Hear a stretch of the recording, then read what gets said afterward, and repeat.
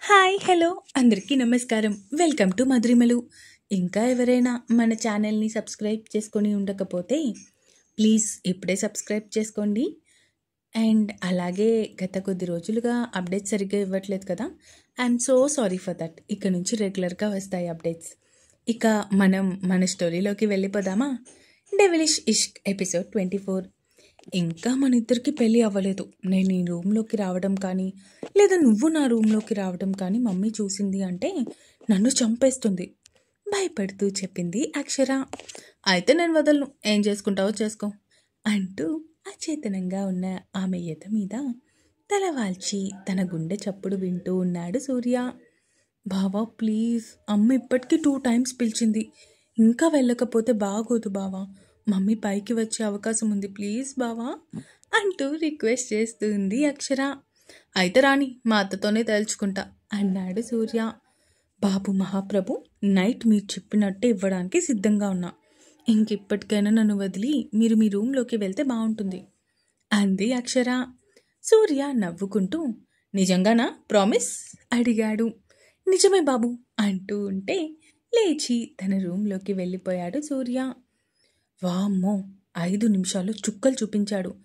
ఇంకా life long అంటే ఎలాగో ఏంటో అనుకుంటూ అంతలోనే సూర్య తనతో ప్రవర్తించిన తీరుకి సిగ్గు ముంచుకొస్తూ ఉంటే సిగ్గుపడుతూ ఉంది అక్షర. ఇక మళ్ళీ సుందరీదేవి గారు పిలవడంతో ఆ మమ్మీ వస్తున్నా అంటూ ఫాస్ట్గా ఫేస్ వాష్ చేసుకొని బట్టలు మార్చుకొని కిందకి వెళ్ళింది. అంతసేపు ఏం చేస్తున్నావే, పిలిచినా కూడా పట్టించుకోకుండా? అది వాష్రూమ్లో ఉన్నా, నువ్వు పిలిచింది వినిపించలేదు చెప్పింది అక్షర. సరే రండి. అవును, ఇంతకీ సూర్య ఎక్కడా? అత్త, నేను వెళ్ళి అన్నయ్యని పిలుచుకొని వస్తా అంటూ సూర్య దగ్గరికి వెళ్ళింది శ్రీనిక. మీరు రండి అంటూ ముగ్గురిని తీసుకొని డైనింగ్ టేబుల్ దగ్గరికి వెళ్ళారు సుందరీదేవి గారు. అమ్మ, బావ ఎలాగో వచ్చేస్తాడు కదా, బావ శ్రీవదిన వచ్చాక తిందాం అంది కావ్య. సరే సరే అంటూ ఉండగానే అప్పుడే పైనుంచి వచ్చాడు సూర్య. తన వెనకే శ్రీనిక కూడా. రండి, మీ ఇద్దరి కోసమే వెయిటింగ్ అంటూ వాళ్ళని కూడా కూర్చోబెట్టి 5గురికి టిఫిన్ వడ్డించారు. అమ్మా, మీరు కూడా తినండి అన్నాడు అమర్. నేను తర్వాత తింటానులే నాన్న, ముందు మీరు తినండి అంటూ అందరికీ ప్రేమగా కొసరి వడ్డించారు. ఎందుకో అమర్ కళ్ళల్లో నీళ్లు తిరిగాయి. అమ్మ ప్రేమ, ఆప్యాయత, తన చేతి వంట జీవితంలో మొట్టమొదటిసారి దొరుకుతూ ఉండడంతో ఎంత కంట్రోల్ చేసుకుందామనుకుంటున్నా కూడా అవి కంట్రోల్ కాక ఏడుపు స్పష్టంగా కనిపిస్తుంది. అయ్యో అమర్, ఏమైంది నాన్నా అంటూ కంగారుగా అమర్ దగ్గరికి వచ్చారు సుందరీదేవి గారు. ఏం లేదమ్మా, తన కన్నీళ్లు తుడుచుకుంటూ చెప్పాడు అమర్. సుందరీదేవి గారు అమర్ పడుతున్న వేదన అర్థం చేసుకున్నారు. ఆవిడే స్వయంగా అమర్కి తినిపిస్తూ, ఇక నుంచి నీకెవ్వరూ లేరు అన్నమాట వదిలే, నీకు అందరూ ఉన్నారు అంటూ ప్రేమగా తినిపిస్తూ ఉంటే ఎందుకో ఎంత తిన్నా కూడా తనివి తీరడం లేదు. థ్యాంక్స్ అమ్మా అన్నాడు అమర్. అమ్మకి ఎవ్వరూ థ్యాంక్స్ చెప్పరు అంటూ శ్రీనిక వైపు చూస్తూ, నువ్వు కూడా అస్సలేం తినడం లేదు, రా నీకు కూడా నేను తినిపిస్తా అంటూ శ్రీనికకి కూడా తినిపించడం మొదలుపెట్టారు. ఇందాక అమర్ ఎందుకు ఏడ్చాడో ఇప్పుడు అర్థమైంది శ్రీనికకి. లవ్ యూ అత్త అంది శ్రీనిక. లవ్ యూ టూ అంటూ ఆవిడికి తినిపించి మిగతా ముగ్గురి వైపు చూస్తూ, మీ ముగ్గురు తినండి అంటూ చెప్పడంతో సరే సరే అంటూ మిగతా ముగ్గురు తింటూ ఉన్నారు. ఆ తరువాత అమర్ శ్రీనిక ఇద్దరు కలిపి సుందరీదేవి గారిని కూర్చోబెట్టి ఇద్దరు కలిపి ఆవిడికి తినిపించారు. ఆవిడ కూడా నవ్వుతూ ఇష్టంగా ఇద్దరు పెడుతూ ఉంటే తినేశారు. ఇక సూర్య, శ్రీనిక, అమర్ ముగ్గురు ఆఫీస్కి అండ్ కావ్య కాలేజ్కి వెళ్ళిపోవడంతో ఇంట్లో తల్లి కూతుర్లు మాత్రమే మిగిలారు. మమ్మీ, డాడీ జైలు నుంచి బెయిల్ మీద బయటికి వచ్చారంట, నీకు ఆ విషయం తెలుసా అడిగింది తల్లి వైపు చూస్తూ. ఆల్రెడీ సూర్య చెప్పాడు, అయినా ఎలాంటి వాడినైనా కర్మ పాపం ఊరికే వదలదు. మీ నాన్న అన్నిటికంటే చేసిన పెద్ద పాపం తన సొంత చెల్లిని బావని చంపించేశాడు అన్నారు సుందరీదేవి గారు బాధగా. సూర్య వాళ్ళు కూడా చనిపోయారు అని అనుకున్నాము. నిజంగా సూర్య బ్రతికి వచ్చి జరిగింది మొత్తం చెప్పాడు కాబట్టి తెలిసింది. ఇప్పటికైనా, లేదంటే ఎప్పటికీ ఆ నీచుడి నిజ స్వరూపం మనకి తెలిసేది కాదు అన్నారు ఆవిడ. అది మాత్రం నిజమే అమ్మా. నిజంగా బావ లేకపోతే అసలు అతని నిజస్వరూపం మనకెప్పటికీ తెలిసేది కాదు అంటూ కన్నీళ్లతో చెప్పింది అక్షర. నీకు తెలుసా అమ్మా, డాడీకి ఫోన్ చేసి బావ బ్లాక్మెయిల్ చేశాడు. నేను నీ 2 కూతుర్లని కిడ్నాప్ చేశాను, ఇద్దరిలో ఎవరినో ఒకరిని మాత్రమే వదులుతాను అంటే డాడీ నిర్మోహమాటంగా కావ్యాన్ని చంపేసుకున్నా నాకే ప్రాబ్లం లేదు అని చెప్పాడు. ఆ తర్వాత బావ చెప్పిన నిజం విన్నాక మాకు నిజంగా మా మీద మాకే అసహ్యం వేసింది. ఇన్నాళ్ళు అలాంటి వ్యక్తిని డాడీ అని పిలిచినందుకు. ఏమంటున్నావే? కూతురి మాటలు అర్థం కాక కన్నీళ్లు తుడుచుకుంటూ అడిగారు సుందరీదేవి గారు. ఆస్తి మొత్తం నా పేరు మీదే ఉందా అమ్మా? అవును, ఆస్తి, కంపెనీ అన్నీ నీ పేరు మీదే ఉన్నాయి. అందుకే డాడీ నన్ను అడిగారంట, నా మీద ప్రేమతో కాదు అంది అక్షర ఏడుస్తూ. ఏడవకు తల్లి, ఇన్నాళ్ళు అలాంటి ఒక రాక్షసుడి దగ్గర ఉన్నా కూడా మనం ప్రాణాలతో ఉన్నాము అంటే దానికి ఆనందించాలి మనం అన్నారు సుందరీదేవి గారు. అది నిజమే మమ్మీ అంటూ తల్లితో మాటల్లో పడిపోయాడు. ఇక్కడ ఆఫీస్కి వచ్చిన సూర్య, అమర్, శ్రీనిక తిరిగి ప్రాజెక్ట్ వర్క్లో పడిపోయారు. అమర్కి కానీ శ్రీనికాకి కానీ ఏమైనా డౌట్స్ ఉంటే సూర్యనే ఎక్స్ప్లెయిన్ చేస్తూ ఉన్నాడు.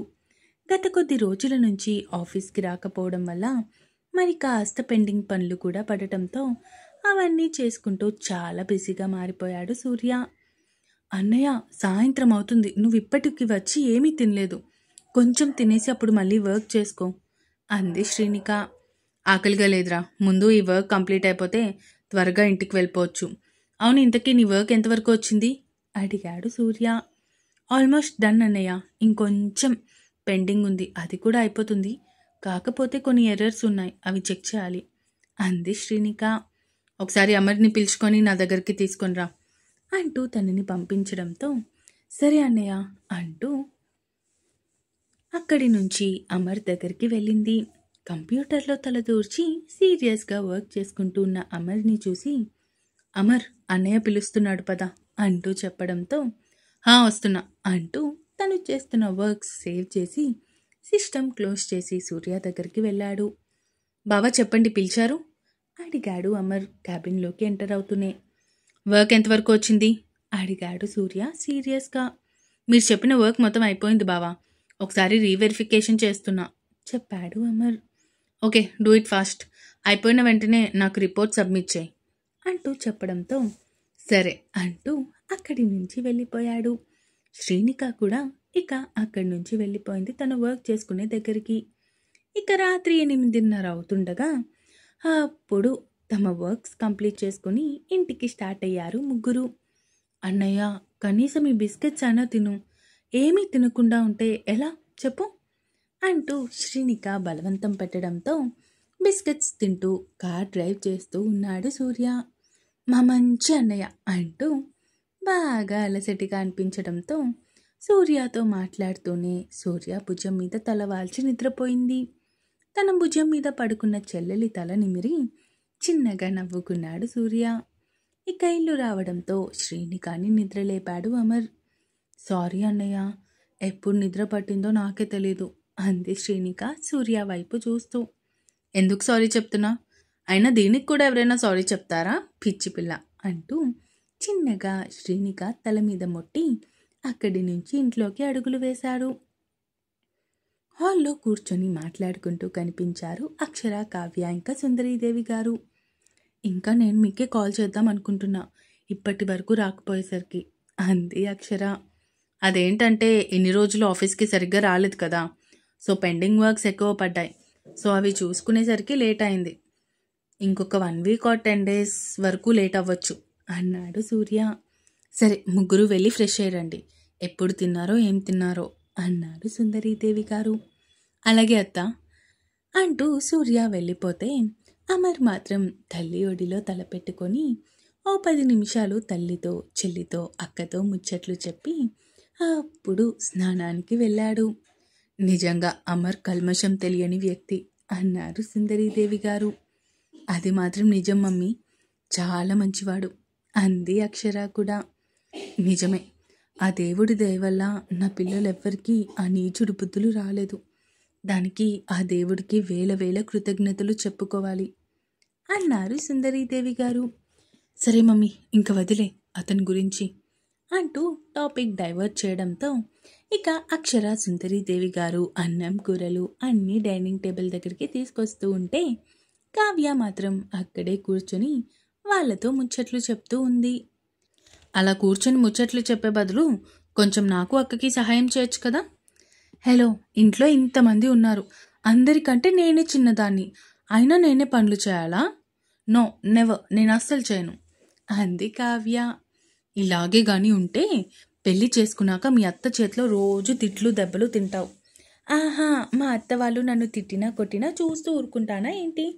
వెంటనే మా అన్నయ్యకి మా బావకి ఫోన్ చేస్తా, అప్పుడు వాళ్ళిద్దరూ వచ్చి వాళ్ళని కొడతారు అంది కావ్య. అబ్బో అన్నారు అక్షర సుందరీదేవి గారు ఇద్దరూ ఒకేసారి. ఇక సూర్య వాళ్ళు కూడా ఫ్రెష్ అయి రావడంతో అందరూ నవ్వుకుంటూ మాట్లాడుకుంటూ భోజనం కంప్లీట్ చేశారు. ఇంకా ఉంది. ఈ ఎపిసోడ్ ఎలా అనిపించిందో కామెంట్స్ రూపంలో తెలియజేస్తారు అని కోరుకుంటున్నాను. అలాగే సబ్స్క్రైబ్ చేసుకోవడం మాత్రం మర్చిపోకండి. అండ్ స్టార్టింగ్లో చెప్పినట్టు హైప్ చేయడం కూడా మర్చిపోకండి. ఇక ఉంటాను. Bye bye.